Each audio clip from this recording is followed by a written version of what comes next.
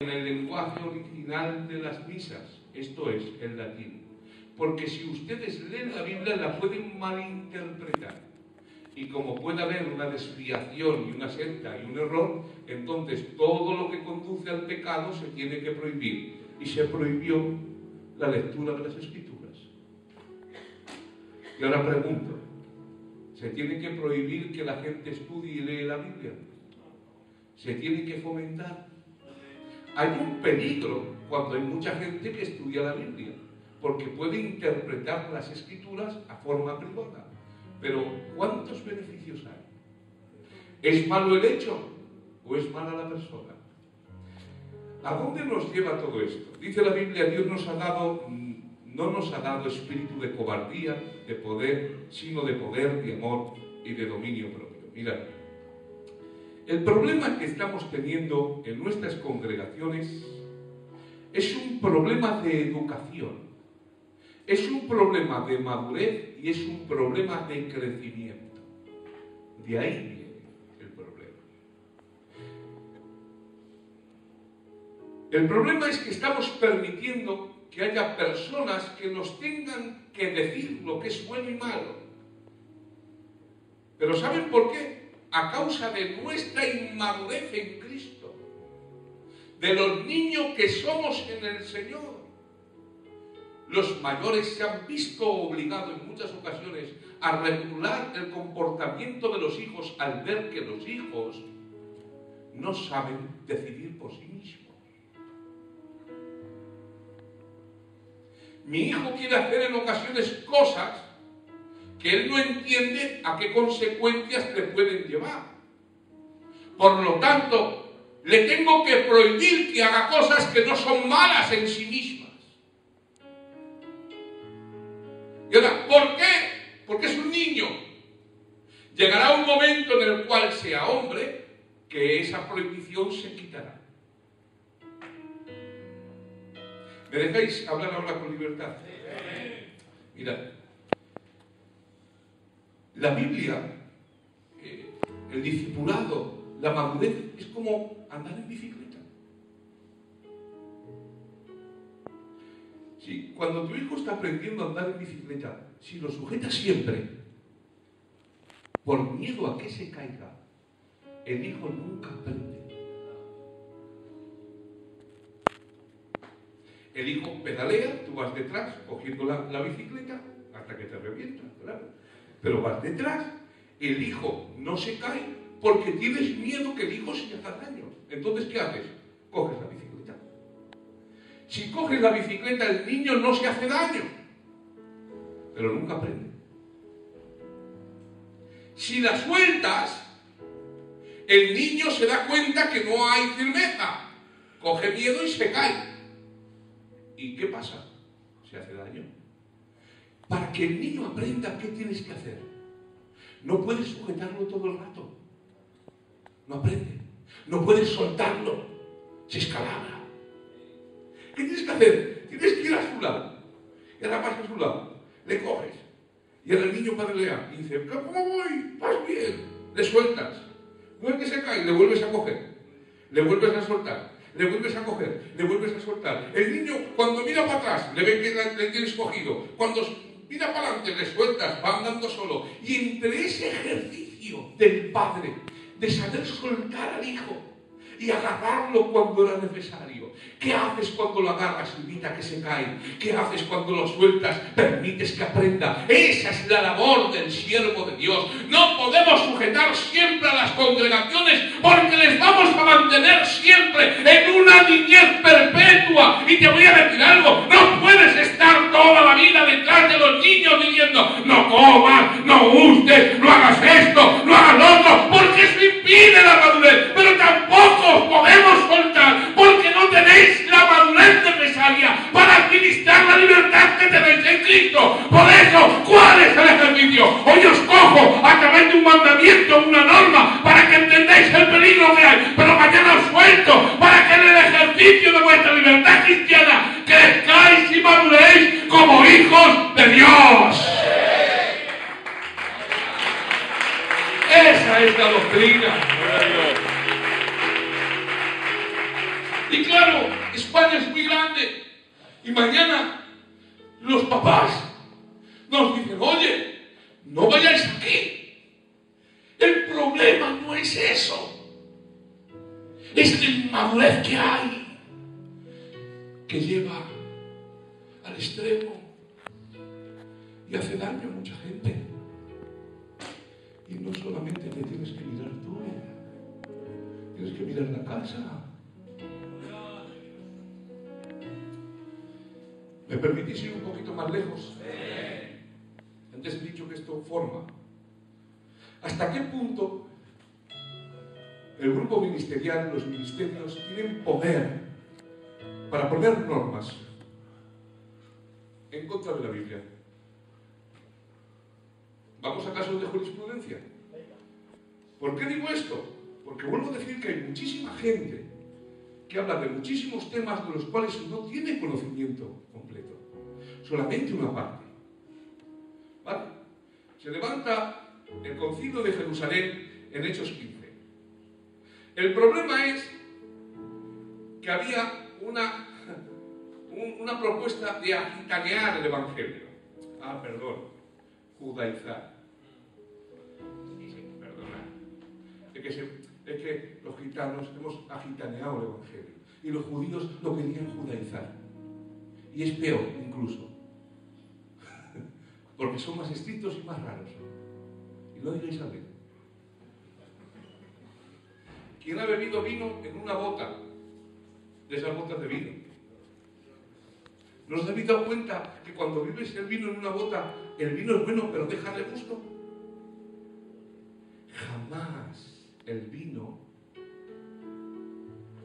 es tomado sin el gusto del continente. Los judíos querían judaizar el Evangelio. Los gitanos agitanan el Evangelio. Y perdonadme, los payos apayan el Evangelio. Los rusos vuelven ruso el Evangelio. Porque desde los tiempos de Abraham, que tenga memoria, la cultura siempre ha sido un obstáculo para el cumplimiento de la voluntad de Dios original. ¿O no dijo Dios a Abraham, te voy a dar un hijo? ¿O no filtró a Abraham esa promesa por la cultura? ¿Y qué cultura había aquí en el instante? Cuando alguien no tiene un hijo, ¿qué se hace? ¿Qué dice la cultura? Pues ya está, me vas a dar un hijo, filtra el mandamiento por la cultura y dice, chacho, coge a la criada, porque esto es la cultura oponiéndose a la sana voluntad de Dios. Y ahora dice Abraham, pues verdad es, si yo no tengo un hijo, la cultura me dice que tengo que tener hijo de la esclava. Toma la esclava y tiene un hijo y sale Ismael y de ahí sale la nación árabe. 4000 años hace de eso, de la lucha de la cultura contra la palabra, y todavía aún hoy se están pagando las consecuencias. ¿Qué te piensas? ¿Que porque seamos gitanos el evangelio que predicamos está rebajado? Este evangelio es de Dios. Porque si así no fuera, ustedes no serían de Dios. Porque ¿quién los predicó? Por lo tanto, la prueba de que el evangelio que se predica es de Dios son ustedes. No digáis amén ni nada. Los judíos quieren judaizar el evangelio, de tal forma que intentan obligar a los gentiles a que se circunciden y a que cumplan la ley de Moisés. Y más razones tenían ellos que nosotros, porque había cerca de 2000 años de costumbres y tradiciones, de palabras dadas a los judíos, y llegaron a la conclusión que el gentil que se convertía tenía que cumplir la ley. Se hace un concilio en Jerusalén y se reúnen todos los apóstoles y siervos de Dios para dilucidar hasta qué punto los gentiles se tenían que convertir en el judaísmo o cumplir las leyes del judaísmo para ser salvos. Escuchad esto. Era doctrina importantísima. Para ser salvo, el creyente gentil tiene que cumplir la ley de Moisés. Y ahora llaman a testigos, llaman a Pedro. Y empieza Pedro a hablar lo que Dios hizo con Cornelio. Y ahora llaman a Pablo y a Silas y a Bernabé y empiezan a decir lo que Dios ha hecho en las maravillas con los gentiles. Y llegan a una conclusión: no podemos imponer a los gentiles la carga de la ley cuando nosotros judíos no hemos podido cumplir con esa ley, ni hemos podido sostener esa carga. Pero os digo una cosa, dice Jacobo, pastor de Jerusalén, trayendo la rúbrica: escribe esto. Y él empieza a escribir: le ha parecido bien al Espíritu Santo y a nosotros que los gentiles no tienen que cumplir la ley de Moisés para ser salvos. Solamente os ruego que os guardéis de fornicación, de ahogado y de sangre. Fírmalo, firmado. Pero aquí hay un problema cultural muy fuerte. Dice Pablo que con toda diligencia intentó cumplir el acuerdo de Hechos 15. Pero es que hay parte de ese acuerdo que contradice directamente el mandamiento dicho por Jesús. No comas sangre, en otras palabras, no te alimentes de algo que la ley de Moisés tenía prohibido. Por ejemplo, no puedes comer morcillas de Burgos. Porque ¿con qué está hecha? Con sangre. Cambió la traducción. Guárdate de fornicación, guárdate de ahogado y guárdate de comer morcilla de Burgos. Pero ese mandamiento contradice una declaración directa de Cristo. No es lo que entra en el hombre lo que contamina al hombre, sino lo que sale del hombre lo que le contamina. Y dice la Biblia: y esto lo dijo haciendo limpios todos los alimentos. Sin embargo, cuando dice escribe la carta, dice así: le ha parecido bien al Espíritu Santo y a nosotros. ¿Qué dices? Tendría que haber dicho: nos ha parecido bien a nosotros. Porque el Espíritu Santo en esto no se mete. ¿Cómo se va a meter en esto? Tenemos un problema. Vuelvo a decir, no conocemos todas las variables de las situaciones. Y emitimos juicio de valor que después no está apoyado por las Escrituras. ¿Me dejáis continuar un poquito más? Mirad.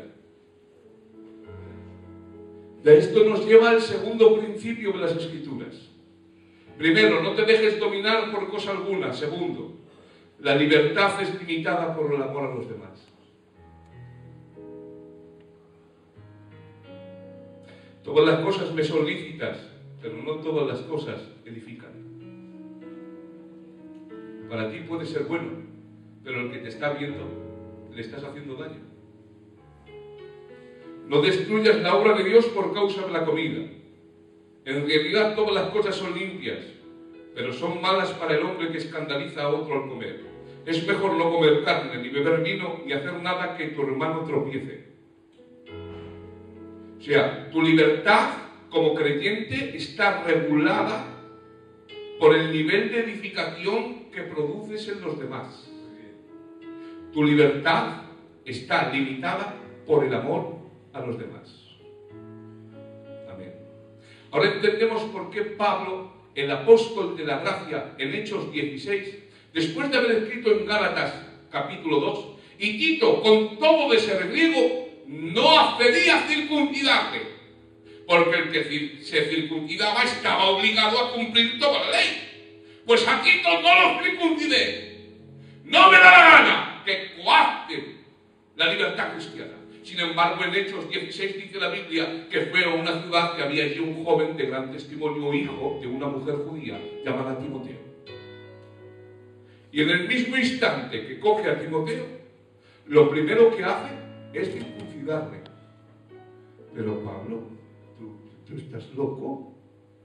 Pero no estás diciendo que el Evangelio está por encima de la ley. No estás diciendo que no puede ser circuncidado, que tienen que guardar la ley. No estás diciendo que Tito no fue circuncidado y que no quisiste someterte a esos judaizantes. ¿Cómo es que ahora lo primero que haces al coger a Timoteo es circuncidarle? Muy sencillo. Puedes leer el contexto. Dice, porque al lugar donde vamos se está predicando la ley de Moisés hace cientos de años. Pablo veía un problema. Es que